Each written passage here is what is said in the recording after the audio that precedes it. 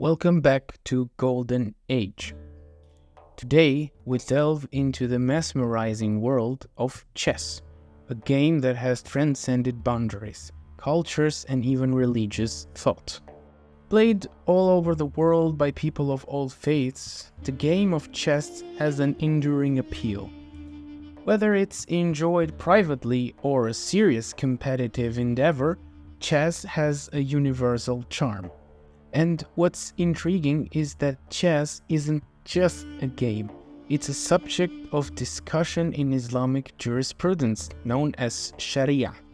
Most of Muslims may not realize that playing chess has been a matter of legal consideration in the Islamic law.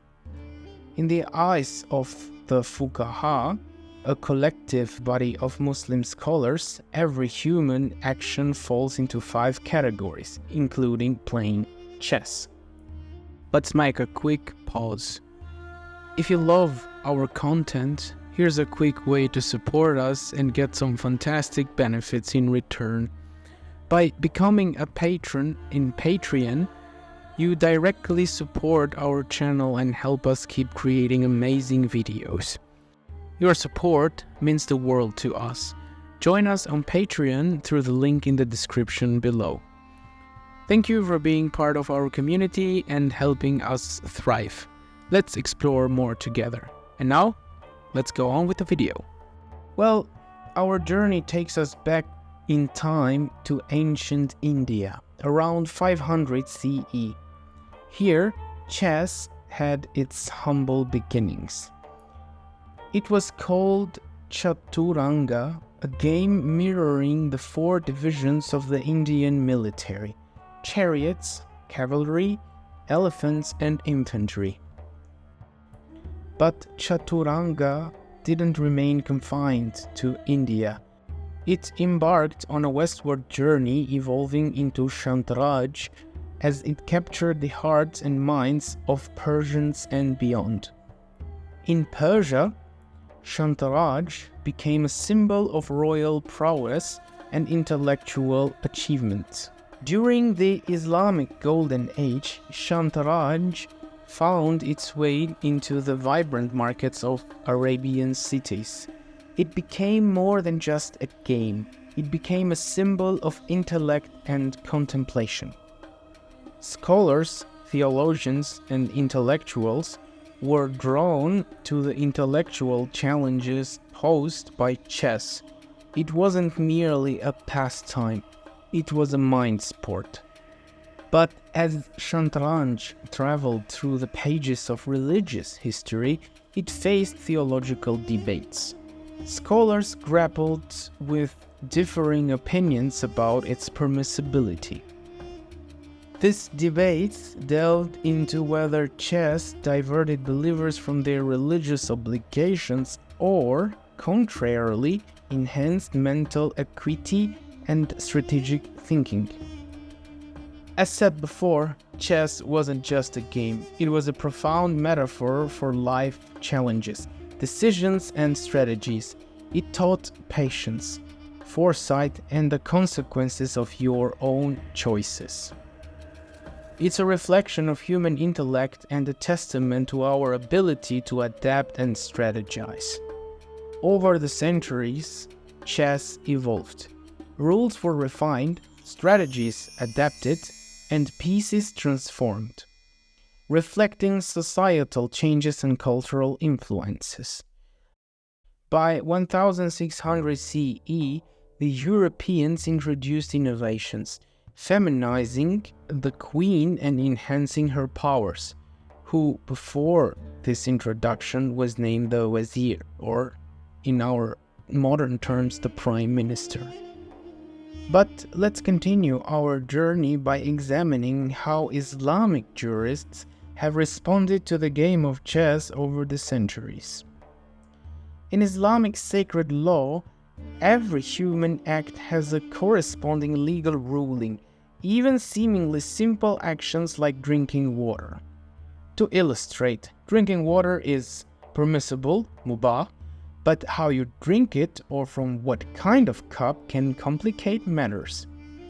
These rulings require scholars known as mujtahideen to derive legal judgments based on the Islamic principles. When chess first appeared, Islamic scholars had different responses to it, especially regarding whether gambling was involved. Let's explore three main opinions held by scholars through history. Some scholars, like those from the Hanbali school, deemed chess prohibited. They compared it to the game of dice, which are explicitly prohibited in the prophetic texts. Ibn Qudama, a Hanbali scholar, argued that chess is analogous to gambling, making it impermissible. Even Imam al-Shawqani considered it as lying in the gray area and recommended avoiding it. The Hanafi scholars and others held that playing chess was highly discouraged if free of gambling, not habitual, and didn't neglect one's obligations. They feared chess could preoccupy people from their worldly concerns and distract them from religious duties. However, some scholars like Imam al-Ghazali disagreed and believed it was permissible under certain conditions. A third opinion, embraced by scholars like Imam al-Shafi'i and others, considered chess permissible. They argued that as long as it didn't involve gambling, wasn't habitual, and didn't distract from religious obligations, chess could be enjoyed. Even some companions of the Prophet were believed to have played chess occasionally, but we have no proof for that. In Islamic jurisprudence, legal reasoning follows a process that involves Quranic studies, hadiths, the Prophet's sayings, the consensus of scholars, ijma', and analogical reasoning, which is called qiyas. However, there is no direct mention of chess in the Quran and hadith, and early statements from companions offer varying perspectives. Scholars have used analogical reasoning to establish prohibitions like associating chess with gambling. But some argue that chess differs significantly from backgammon, which is more directly related to gambling. Time, that precious and irreplaceable resource, has a central role in Islamic teachings. The obligations of a Muslim often outweigh the time available to fulfill them. For this reason, Muslim jurists hesitated to endorse anything that wasted one's time without benefit.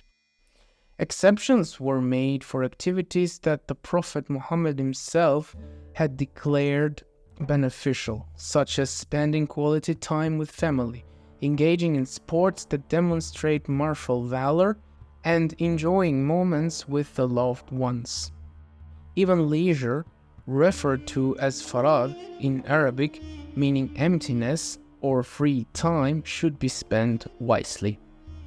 Contrary to misconceptions, the Prophet Muhammad himself enjoyed life and encouraged others to do so. During festive times like holidays and weddings, he prompted entertainment.